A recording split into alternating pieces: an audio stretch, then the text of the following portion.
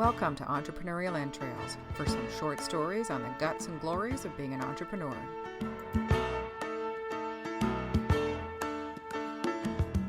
Short people got no reason. Short people got no reason. Hey, it's Elizabeth with Entrepreneurial Entrails, and today is a recap of Ballsy.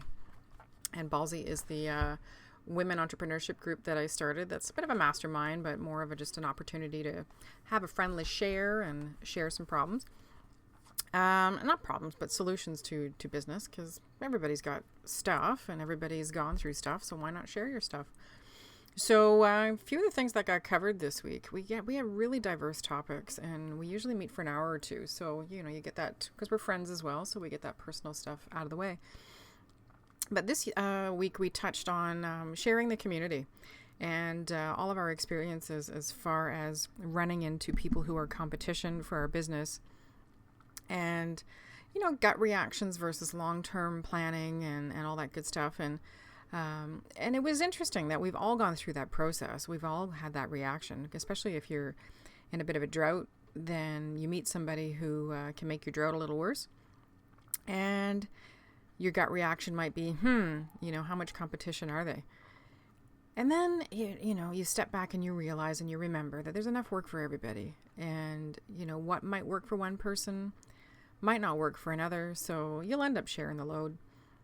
And share details about what you're doing without fear that somebody's going to take your idea or scoop in on your client.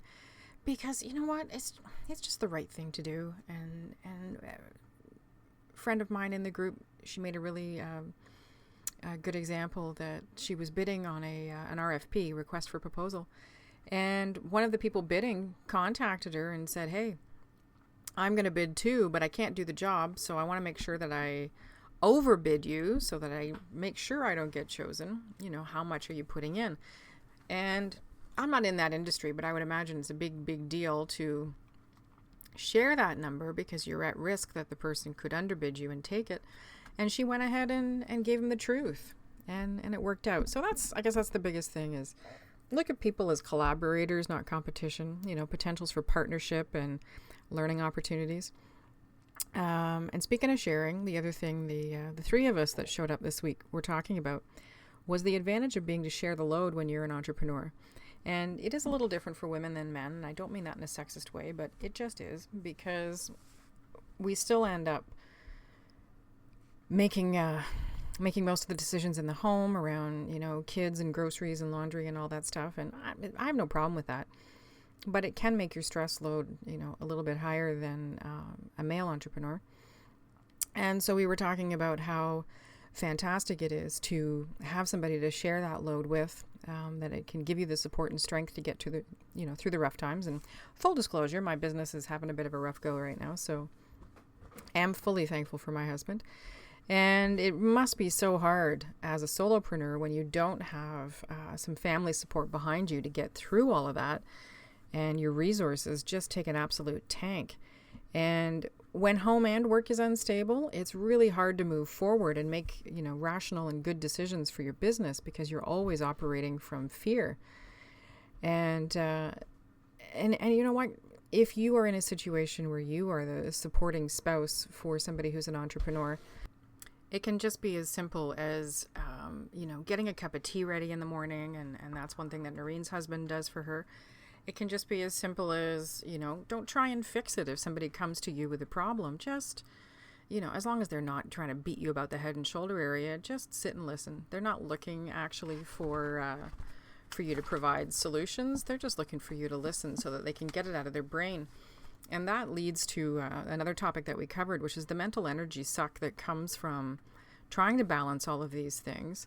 And the working from home component for that the mental suck can be hard to deal with. And again, it's balancing all those decisions that you have to make, not only for your business, between marketing and promotion and product development and value proposition development and all of that. But you're then also, I have 2 teenagers, but they still have crap going on, because just, kids do. if you have older parents and all that kind of stuff. So that mental suck can be really hard. And I actually watched an interesting video with Tony Robbins and Marie Forleo. And Tony Robbins talked about it as well. And I'm a voracious reader, but if I read before bed, my brain just keeps ticking away, and it gives me new ideas and new things I could be doing, and, you know, adds to my ever-growing file. And he mentioned the same thing. And I had said to my husband a while ago, you know, sometimes I need to sit and watch TV for an hour or two, which I know seems extreme, but man, it's the only way my brain actually shuts off. There's something about the TV that engages you on all levels, especially if it's a good program. I mean, you know, I just finished Guardians of the Galaxy this afternoon, but there you go. That just allows you break from the mental energy suck, but also doesn't hopefully stimulate too much creativity depending on what you're watching. And your brain does need that break. And I think that's what the theme came down to for Ballsy this week, was different ways that you can get a break when you're an entrepreneur and trying to grow your business, because it is stressful, and it can rip your brain up a little bit. So speak up for yourself when you need those mental breaks, and not necessarily to somebody else, but tell yourself it's okay to sit down for an hour and watch a goofy movie. Or, you know, my current love is Grace and Frankie on Netflix. Freaking hilarious.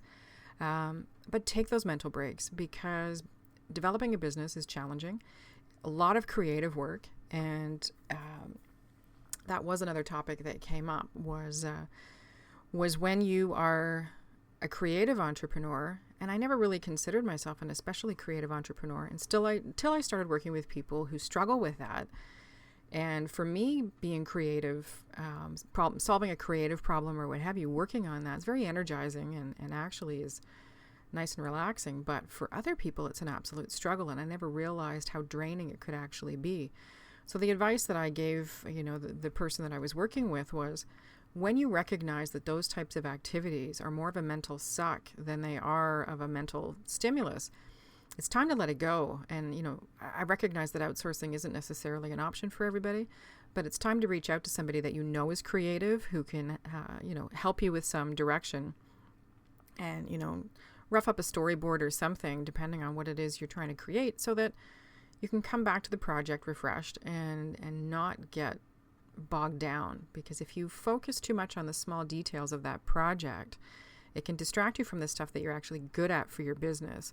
And then there's no return on investment there. There's no return on the investment of your time or anything, because you are now negatively impacting the services for which you are trying to get paid for. So yeah, don't do that. So I hope you guys have had a good week. I mean, Ballsy is going along quite well. Everybody seems to be getting a lot out of it, which is fantastic. And so that part, you know, made it a good week. But there's some rough stuff going on.